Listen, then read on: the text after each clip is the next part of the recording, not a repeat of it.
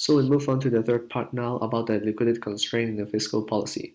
So fiscal policy means the policies that adopted by the government to adjust its expenditure or revenue to achieve some macroeconomic goals, such as the output level or the unemployment level, something else. And then there is expansionary fiscal policy, which aims at stimulating the economy, and also contractionary fiscal policy, which aims at cooling down the economy. So here shows how an effective fiscal policy should affect the economy. For example, when there's a tax reduction, households have more disposable income, and they will increase both their consumption and saving. As the consumption expenditure is increased, the GDP is increased as well, while the aim of stimulating the economy is well achieved.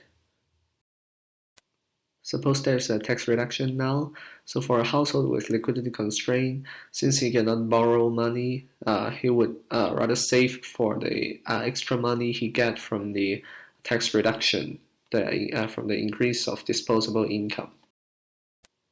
Or he would save more if he predicts that there will be shocks in the future or the uncertainty increases. So he would save more for the current period and consume less. We can also examine the situation with the modified Euler equation. So when there's a tax cut, the disposable income rises, which means both consumption in period 1 and 2 should rise due to smooth consumption. As we assumed earlier, the utility curve of consumption is strictly concave, which means the higher the marginal utility, the lower the consumption level. So in this case, when both C1 and C2 rises, the marginal utility of C1 and C2 should fall. But due to liquidity constraint, the value of milk is greater than 0 now, which increases the marginal utility of consumption in period 1.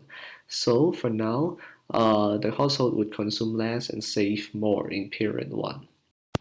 So when a lot of households have liquidity constraint, people would save the extra money they obtain from expansionary fiscal policy. And the current consumption is not increased as much as expected, and GDP is not stimulated. Fiscal policy is not effective in this case. Support was also found from prior research from Fumio Hayashi in 1982 and suggested that under expansionary fiscal policy, households with higher liquidity constraint would consume less than those with lower liquidity constraint. In other words, this research paper also agrees that a large incidence of liquidity constraint can affect the effectiveness of fiscal policy. So we came to our conclusion finally. So we can see the question that we saw at the very beginning.